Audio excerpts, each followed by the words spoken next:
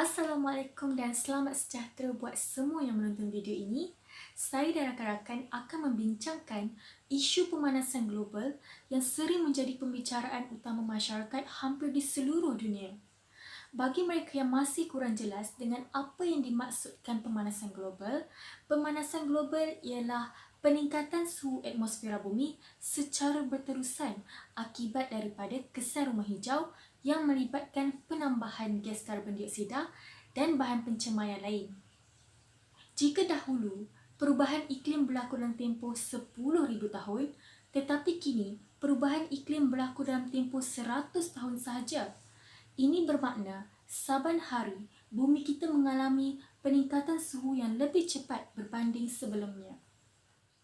Pada realitinya, memang tidak dapat dinafikan bahawa perindustrian dan pembangunan merupakan antara faktor yang menyumbang kepada pemanasan global.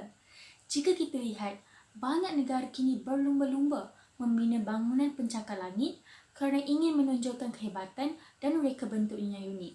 Secara tidak langsung, tindakan mereka ini sebenarnya telah memusnahkan banyak kawasan perhutanan. Selain itu, jika kita perhati, bilangan kenderaan di jalan raya juga semakin meningkat seiring dengan populasi manusia. Kerajaan telah pun menyediakan pelbagai kemudahan awam, termasuklah pengangkutan awam seperti bas. Dalam hal ini, sikap kebanyakan orang yang suka pentingkan diri sendiri telah menyebabkan isu ini lagi sukar dibendung. Pengangkutan awam merupakan salah satu tujuan yang disediakan oleh kerajaan sejak awal lagi untuk melindungi isu ini daripada berlaku pada masa akan datang. Bukan itu sahaja, pemanasan global turut berlaku disebabkan aktiviti manusia yang tidak terkawal seperti pembalakan haram. Jika tiada tindakan yang diambil bagi mengawal kegiatan manusia yang tidak bermoral ini, nescaya perkara yang lebih teruk lagi akan berlaku. Buktinya, kita dapat lihat kesan-kesan negatif yang menimpa dunia akibat daripada pemanasan global ini. Antara kesan pemanasan global yang dapat kita saksikan dari segi perindustrian dan pembangunan ialah pulau haba yang kebiasaannya berlaku di bandar. Hal ini disebabkan oleh bangunan-bangunan tinggi yang dibina secara rapat dan mempunyai bahan memerangkap bahang matahari dengan kadar yang tinggi seperti konkrit. Bahang matahari yang tersimpan di waktu siang akan dibebaskan di waktu malam, di mana ia menyebabkan suhu di waktu malam juga meningkat. Kegiatan ini jelas sekali mengakibatkan peningkatan suhu sekaligus memberi kesan terhadap alam sekitar dan manusia.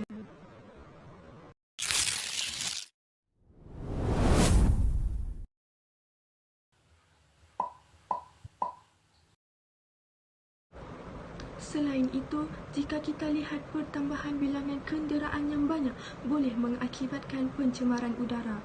Hal ini dikatakan kerana pelepasan gas berbahaya seperti karbon monoksida datangnya daripada kenderaan bermotor tersebut.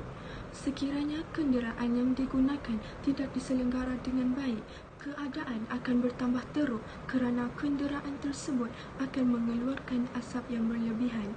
Ini membuktikan bahawa pembebasan gas karbon monoksida yang banyak atau kata lainnya gas rumah hijau boleh menyebabkan persekitaran menjadi panas dan kualiti udara merosot. Seterusnya, kesan pemanasan global ini turut menyebabkan kawasan pinggir laut dan pulau-pulau kecil yang rendah akan tenggelam.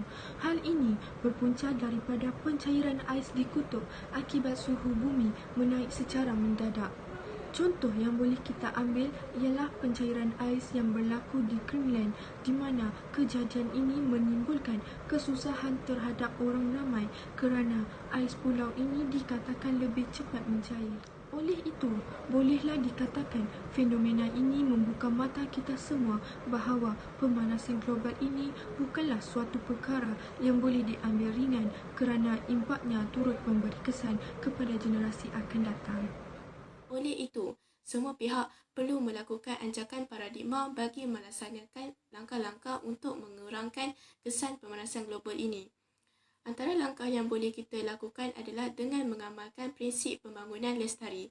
Pembangunan lestari ini didefinisikan sebagai pembangunan yang dilaksanakan untuk menghindari pelupusan sumber dan memastikan kerosakan minimum ke atas alam semulajadi. Hal ini bersangkut paut dengan pemanasan global yang semakin hari semakin kritikal. Prinsip kata mutiara, mencegah lebih baik daripada merawat. Selain itu, kita mestilah mengamalkan penggunaan pengangkutan awam berbanding pengangkutan peribadi. Hal ini supaya kadar kenderaan di jalan raya dapat dikurangkan. Peningkatan jumlah kenderaan di jalan raya ini akan mendorong kepada peningkatan asap kenderaan yang mengandungi gas-gas seperti karbon dioksida dan karbon monoksida.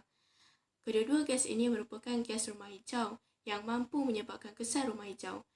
Kesan rumah hijau ini akhirnya akan menjadi penyumbang kepada perubahan iklim yang mendadak.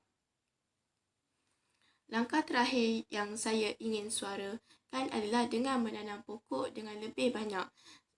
Semenjak belakangan ini, kerakusan manusia yang selalu menebang pokok dan menjarah bukit bakau meningkat tanpa kawalan. Justru itu, bagi sesebuah pembangunan yang memerlukan aktiviti pembalakan atau penghapusan hutan dijalankan, saya bercadang agar menggantikan semula sumber alam yang telah dimusnahkan sebagai langkah alternatif. Oleh itu, bagi pandangan saya, kempen seperti kempen penanaman pokok perlu diterapkan dan diperluaskan. Kesimpulan daripada video ini, saya menyeru agar setiap golongan tidak kira tua maupun muda bersama-sama mengatasi masalah pemanasan global ini sebelum keadaan ini menjadi semakin serius. Janganlah kita sanggup membiarkan generasi yang akan datang menderita disebabkan oleh kelalaian dan sikap endah tak endah kita pada masa kini. Sekian saja daripada kami. Sayangi Alam Hidup lestari.